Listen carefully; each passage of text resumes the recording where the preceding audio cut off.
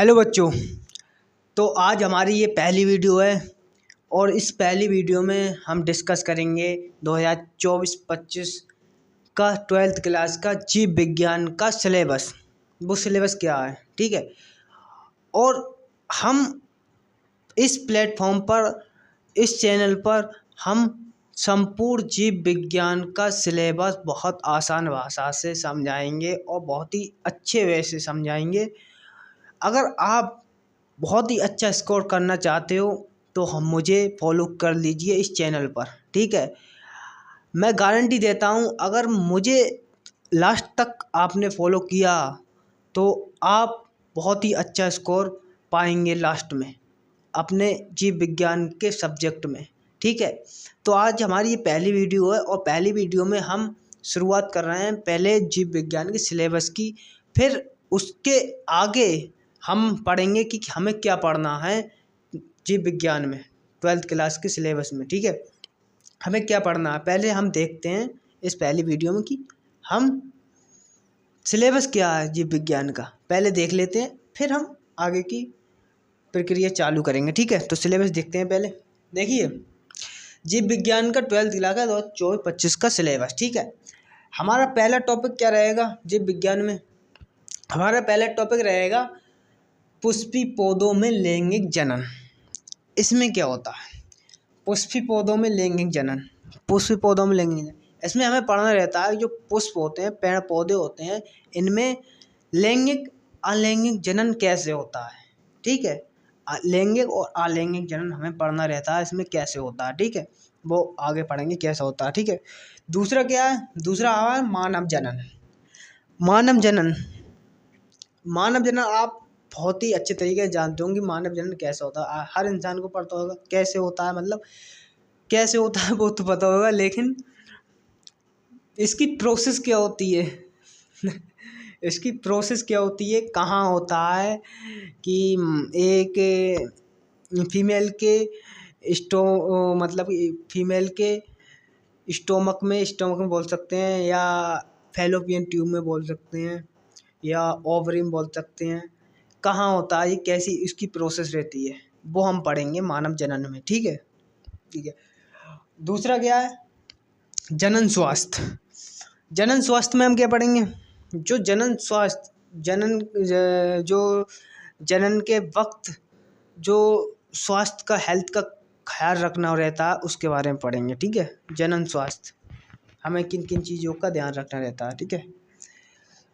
चौथा है हमारा मेंडलीय वंशागति। मेंडलीय वंशागति, इसमें क्या पढ़ेंगे? मेंडल का नियम। इसमें क्या पढ़ेंगे? मेंडल का नियम। हम मेंडल के लिए जेनेटिक्स ऑफ फादर क्यों मानते हैं, इसमें ये पढ़ेंगे। मेंडल ने किस किस पे प्रयोग किए थे, ठीक है, वो पढ़ेंगे, ठीक है। मेंडल के नियम इसमें मेंडलीय वंशागति में। और हमारा पांचवा है वंशागति का आणविक आधार। वंशागति का आणविक आधार, इसमें क्या पढ़ेंगे हम? इसमें पढ़ेंगे हम कि मेंडल को तो जेनेटिक्स ऑफ फादर मान लिया, अब जो डीएनए है उसका मॉडल किसने दिया, जैसे बॉस्टन एंड क्रिक को पढ़ेंगे इसमें। और खोजें, डीएनए के ऊपर खोजें किसने की हैं, खोजों के बारे में पढ़ेंगे, ठीक है। इसमें ये पढ़ेंगे कि खोजें किसने की है, मेंडल आरएनए डीएनए के बारे में पढ़ेंगे इसमें। वंशागति का आणविक आधार आरएनए डीएनए के बारे में पढ़ेंगे, ठीक है। अब हमारा है छठा विकास एवोल्यूशन। ये बहुत इंटरेस्टिंग टॉपिक है, मुझे लगता है, जहाँ तक इंटरेस्टिंग सभी हैं, बहुत ही इंटरेस्टिंग तरीके से हम इसको समझा देंगे आपको, जो कि आपने सोचा नहीं होगा कि इतने मज़े से समझा देंगे कि आपके दिमाग में बिल्कुल फिट हो जाएगा, आप बिल्कुल ही सेम टू सेम पेपर में छाप के आओगे। लेकिन विकास जो चैप्टर टॉपिक है एवोल्यूशन, जो बहुत ही मुझे अच्छा लगता है, बहुत ही मतलब कि अंडरस्टैंडिंग, बहुत ही सोच विकसित करता है ये। मतलब कि आपने जैसे सोचा होगा कि आपने कभी ऐसा सोचा है कि इस दुनिया में जीव कैसे बने, जीव कैसे आए, इंसानों में जान कैसे आई, जीवों में जान कैसे आई? नहीं सोचा होगा ना, सोच के देखिए कैसे आई, हम उसी के बारे में जानेंगे कि इंसानों में जान कैसे आई। आखिर करोड़ों साल पहले इस पृथ्वी पे यहाँ कोई या अंतरिक्ष में कोई था ही नहीं। ये पृथ्वी कैसे बनी, क्या था पहले, ये क्या था। इसमें पढ़ेंगे बिग बैंग थ्योरी, इसमें पढ़ेंगे हार्डी-विनबेक का नियम, बहुत कुछ पढ़ेंगे, ठीक है इसमें। तो हम और इसमें नेचुरल ऑफ सिलेक्शन थ्योरी पढ़ेंगे, ठीक है।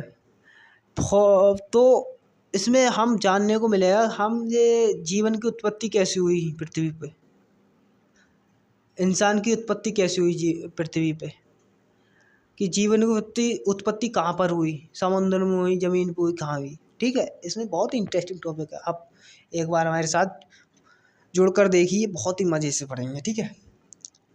सातवां है मानव स्वास्थ्य और रोग। मानव स्वास्थ्य के बारे में, ह्यूमन हेल्थ के बारे में, और डिजीज़ उसके बारे में पढ़ेंगे, जैसे डिजीज़ वगैरह निमोनिया, टाइफाइड, जुकाम, मलेरिया, कैंसर, इनके बारे में पढ़ेंगे एटसेट्रा, ठीक है। आठवां है हमारा मानव कल्याण एवं सूक्ष्म जीव।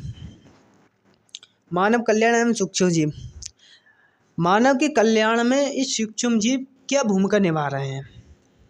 जैसे विषाणु, जीवाणु, रोगाणु, शैवाल, फंगी, ठीक है, ये क्या भूमिका निभा रहे हैं मानव के कल्याण में। जैसे फॉर एग्जांपल दें तो जैसे दूध से दही बनना, दूध से पनीर बनना, आटे से डबल रोटी बनना, ये मतलब कि ये कैसे बनना है। इसमें बैक्टीरिया का क्या रोल है, फंगी का क्या रोल है, शैवाल का क्या रोल है, क्या क्या रोल है, किस किस का क्या क्या रोल है, ये माइक्रोब्स का क्या क्या रोल है, सूक्ष्म जीव का, ठीक है। ये हम इनके बारे में पढ़ेंगे बहुत ही अच्छे से। और हमारा नवा टॉपिक है जैव प्रौद्योगिकी। जैव प्रौद्योगिकी के बारे में इसमें क्या पढ़ेंगे हम, इसमें हम पढ़ेंगे जेनेटिक इंजीनियरिंग पढ़ेंगे। कि जैसे जेनेटिक इंजीनियर के बारे में बताऊं मैं, कि जेनेटिक इंजीनियर के बारे में बताऊं कि एक फॉर एग्जांपल के उदाहरण के तौर पर बताऊं कि एक खराब सीड है जो फसल में बहुत ही कम उत्पादन दे रही है, बहुत ही कम उत्पाद कर हो रही है उस पर, मतलब कि फूल फल आ नहीं रहे हैं ढंग के, और एक सही फसल है। तो एक खराब फसल को अच्छी सीड में कैसे बदला जाए, उसे हमें पढ़ना होता है जेनेटिक इंजीनियर, ठीक है। वो जेनेटिक इंजीनियर के अनुसार परिवर्तित करते हैं हम उसके लिए, ठीक है। एक खराब सीड को अच्छी सीड में परिवर्तित करना हो तो जेनेटिक इंजीनियर को हम पढ़ के वो समझ जाते हैं कि कैसे होता है ये प्रोसेस, ठीक है। अब 10वां है हमारा जैव प्रौद्योगिकी एवं उसके उपयोग। जैव प्रौद्योगिकी उसके उपयोग, देखिए इसमें जेनेटिक इंजीनियर हुआ, जैव प्रौद्योगिकी एवं उसके उपयोग। अब जेनेटिक इंजीनियर तो हमने पढ़ ली, अब उसको उपयोग कैसे। अब फॉर एग्जांपल दूं मैं, जैसे बीटी कपास, जैसे गोल्डन राइस, ये क्या सीड हैं, ये जेनेटिक इंजीनियर के अनुसार ये विकसित हुई हैं, ये उत्पन्न हुई हैं, इसे बनाया गया है किसके, आर्टिफिशियल के अनुसार साइंटिस्टों ने इन्हें बनाया है, इन सीडों को। और सारी बहुत से होती हैं। तो इसके लिए अच्छी फसलों में कैसे परिवर्तित करते हैं हम खराब सीड के लिए अच्छी सीड में कैसे परिवर्तित करते हैं, तो जेनेटिक इंजीनियरिंग पढ़ते हैं हम।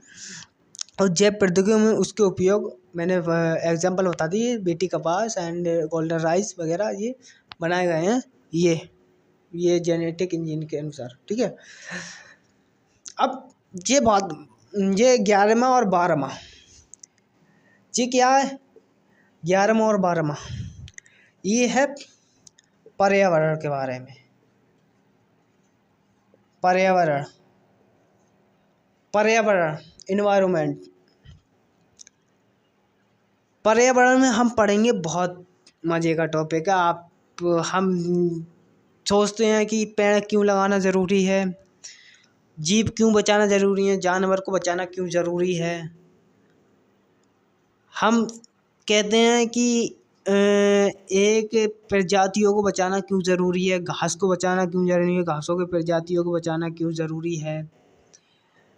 एक चैन होती है जो, उसके बारे में पढ़ेंगे कि इकोलॉजी, इकोसिस्टम कि जैसे कि आपने अभी फ़िलहाल में सुना होगा कि अभी हमारे देश के प्रधानमंत्री ने अभी एक कहाँ से मंगाए थे टाइगर, कोई सा देश था, क्यों मंगाए? पर्यावरण संरक्षण के लिए। कि पर्यावरण संरक्षण से कैसे हो सकता है, हम उसी के बारे में पढ़ेंगे। कैसे होगा ये संरक्षण, एक शेर से कैसे संरक्षण हो सकता है पर्यावरण का, ठीक है। इसमें ही पढ़ेंगे पर्यावरण में ग्रीन हाउस गैसेस वगैरह, ग्रीन हाउस गैसेस के वगैरह, कौन सी गैस खतरनाक होती है, ग्लोबल वार्मिंग के वगैरह, ओजोन परत के बारे में पर्यावरण में पढ़ते हैं। इसका संरक्षण कैसे हो सकता है, इसका प्रोटेक्शन कैसे हो सकता है, प्रोटेक्शन के लिए कैसे भारत सरकार ने या किसी भी देश की सरकार ने इसके लिए क्या क्या बनाए गए हैं। जैसे हम भारत सरकार की बात करें तो हमारे बायोस्फीयर रिजर्व हैं, 18 बायोस्फीयर रिजर्व हैं, ठीक है। अभ्यारण्य हैं, नेशनल पार्क हैं, इसके लिए ही बनाए गए हैं कि हमारा जो इकोसिस्टम है, इकोलॉजी है, वो बनी रहे, पर्यावरण बना रहे, ठीक है।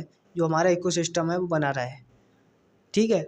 तो हम इसके बारे में बहुत अच्छे से पढ़ेंगे पर्यावरण। ये बहुत ही मज़े का टॉपिक है, ये भी बहुत ही अच्छे तरीके, टॉपिक सब मज़े के हैं।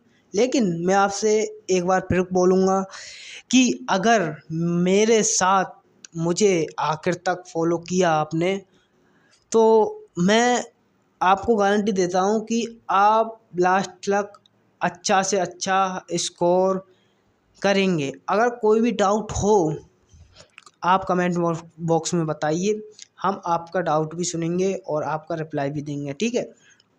तो आज की ये वीडियो सिर्फ सिलेबस के ऊपर थी, सिलेबस डिस्कस